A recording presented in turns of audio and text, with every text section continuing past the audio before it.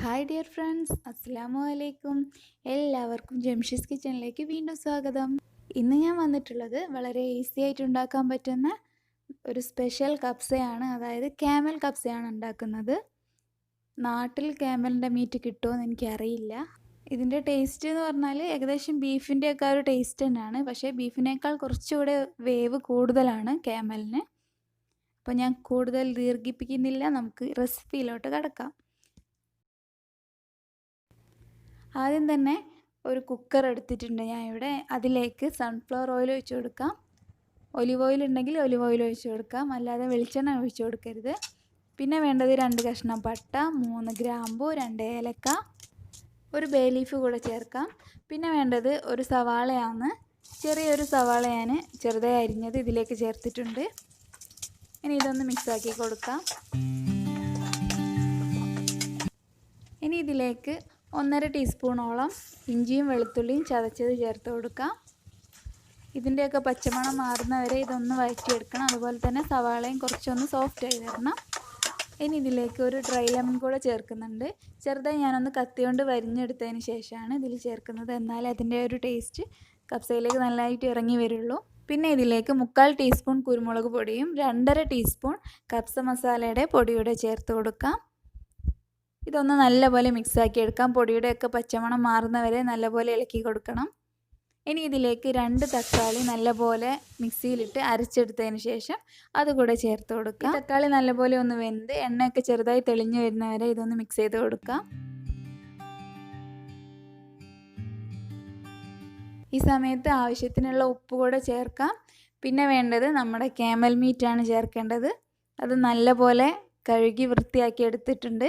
ഇതുപോലെ കുറച്ച് വലിയ പീസാക്കിയിട്ടാണ് ഞാൻ എടുത്തത്. എന്നിട്ട് ഇതൊന്ന് നന്നായി മിക്സ് ചെയ്തെടുക്കാം. ഇനി ഇത് വെന്ത് വരാൻ ആവശ്യത്തിനുള്ള വെള്ളം കൂടെ ചേർത്ത് കൊടുക്കാം. ഈ സമയത്ത് ഉപ്പ് കുറവാണെങ്കിൽ ഉപ്പ് ചേർത്ത് കൊടുക്കാൻ മറക്കരുത്. ഇത് നല്ലപോലെ ഒന്ന് വേവിച്ചെടുക്കണം. ബീഫിനേക്കാൾ കുറച്ചുകൂടി ഒരു വേവ് ഉണ്ട്. അതുകൊണ്ട് ഞാൻ ഒരു 7 വിസിലിനാണ് വേവിച്ചെടുത്തത്, മീഡിയം ഫ്ലെയിമിൽ വെച്ചിട്ട്.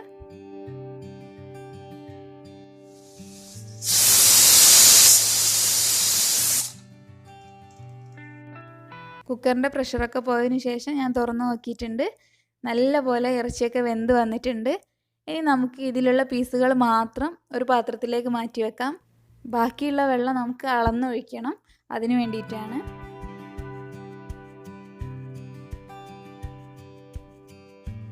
വേവിച്ച ആ വെള്ളത്തിൽ നിന്ന് 2 ഗ്ലാസ്സാണ് കിട്ടിയത്.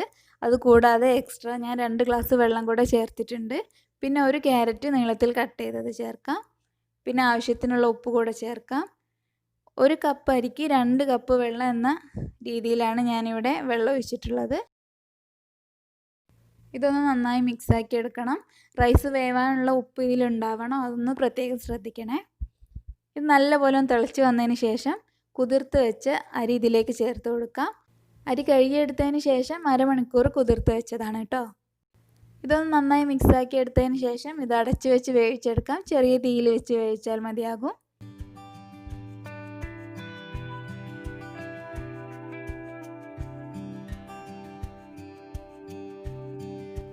ഇടയ്ക്ക് ഞാനൊന്ന് ഇളക്കി കൊടുക്കുന്നുണ്ട്.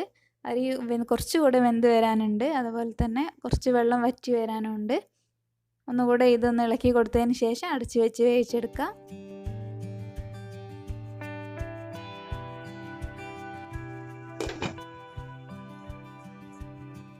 അപ്പോൾ ഇതാ നമ്മുടെ ക്യാമൽ കബ്സ ഇവിടെ റെഡി ആയിട്ടുണ്ട്.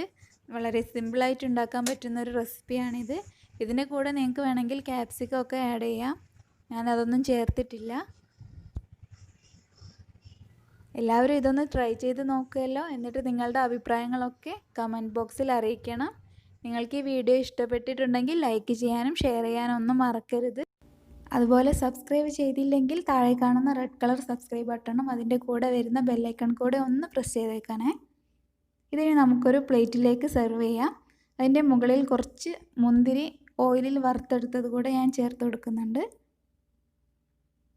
അപ്പോൾ നമുക്ക് അടുത്ത വീഡിയോയിൽ വീണ്ടും കാണാം. അതുവരേക്കും ബൈ.